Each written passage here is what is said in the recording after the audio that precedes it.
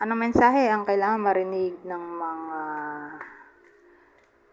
Gemini mula June hanggang December 2024?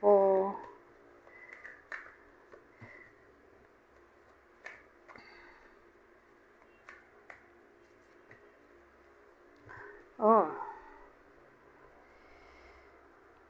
So, may babae tayo dito, oh. Either ito yung babaeng makikipagayos o siya yung makaka-receive ng apology. Kasi malaki ang chance na may magbabalik. Someone na para bang inabando na sila. So, pwedeng ex-husband, ex-boyfriend. Tapos, makikipag-ayos dito. Oh. So, again, either ito yung makaka-receive ng apology o siya mismo yung makikipag-ayos.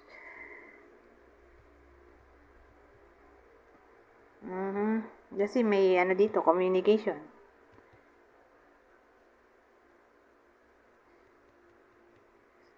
At yung other person ay someone na nag-abandon sa kanila. Ayan, nakalagay naman. Oh.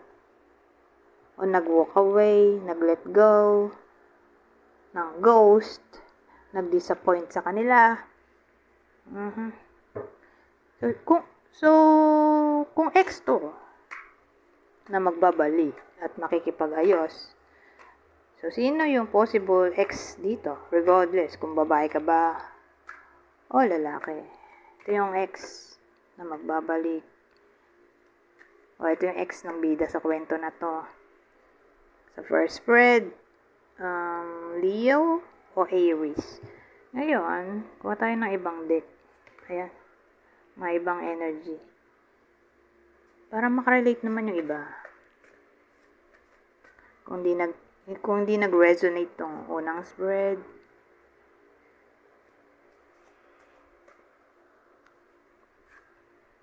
Oh, Dottore. Ano to?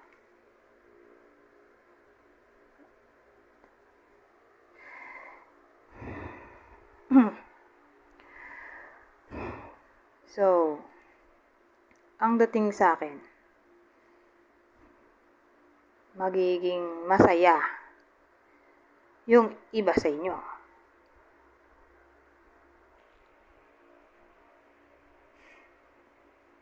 Kasi nagsasaya yung mga tao dito. Oh. Di ba mukha siyang 3 of Cups? Pero iba siya.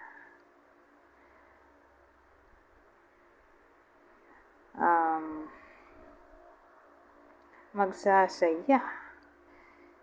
Siguro dahil may healing na maaaring mangyari.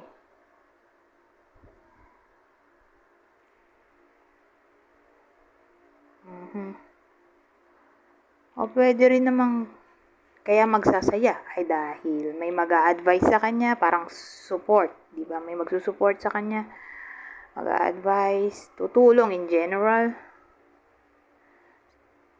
Yung times of crisis. O pwede rin gagaling sa sakit. So in general ng sakit to. So again, healing ay posible.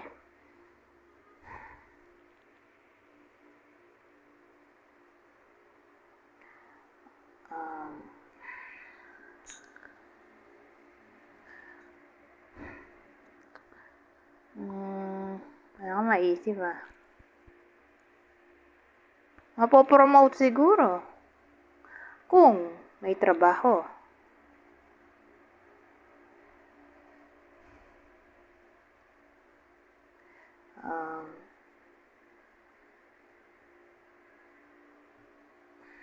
Wala na maisip eh. Ang hirap naman ito. Dagdagan natin. Oh.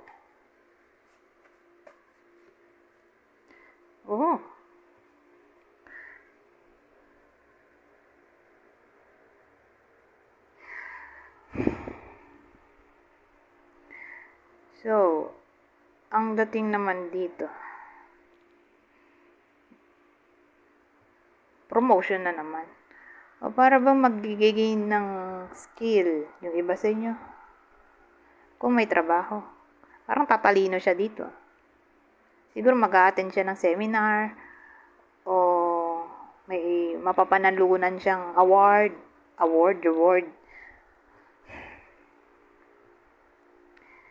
Ganun ang dating. So, dito sa pangalawang spread, probably matanda yung tatamaan nito.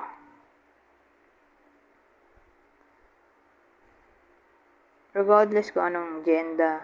Pero mukhang 40. 40 patas yung edad niya.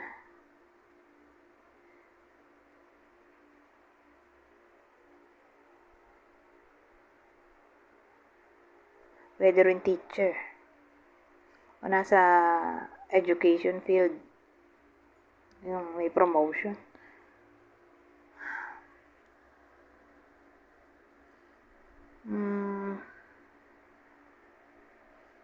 Well, actually, pwede rin tong new love interest sa pagitan ng magka-workmate. Pero malaki chance na babae yung tatamaan ng reading na to. Yung kanina may promotion, di ba? 40 years old and above. Ano tag dito? Regardless kung anong gender. Doon sa part na yun. Pero sa part na to, yung may darating new love interest babae. Babae yung tatamaan ng reading na to. At mabubuo yung love turbanes doon sa workplace.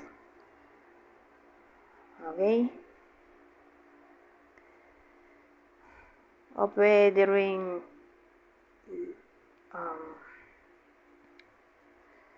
sa lugar na involve ang law.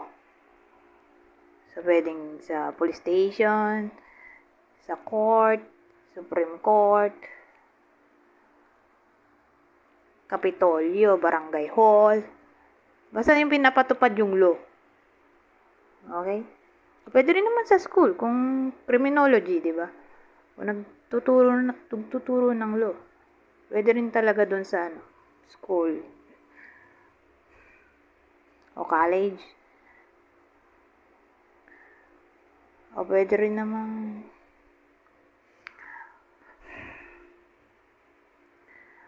police o attorney. Yung tatama ng reading na to. So again, case-to-case basis. Either yun yung new love interest o kayo. Yung iba sa inyo ay attorney, police, judge, o politiko. In general. Ano yung natunog? May natunog sa labas. Pero hindi ko pwedeng tingnan dahil naggagawa ko ng video. So, kuha tayo ng dalawang code dito. Oh, a new dawn.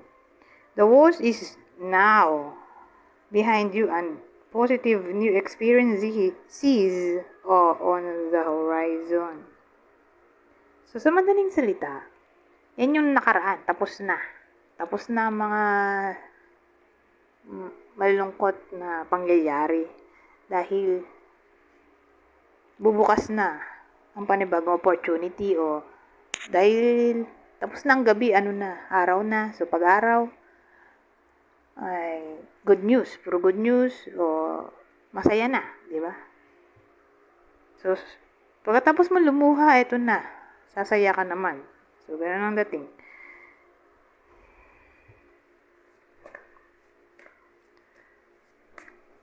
Para siyang new opportunity,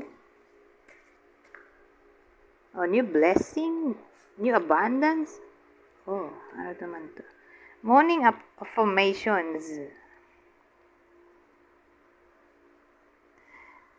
Say positive affirmations each morning to open the gates of manifestation. So, sa madaling salita, think positive. Pero, yung naisip mo, sabi mo rin. Sabi say eh. Sabagay, pag sinabi mo namang say, pwede rin namang say silently. Diba sa isip mo lang. Pwede rin namang say na bigkasin mo ng malakas. So, depende sa iyo kung anong gusto mong gawin. Basta ang mahalaga, sabihin mo raw yung positive affirmation mo tuwing umaga.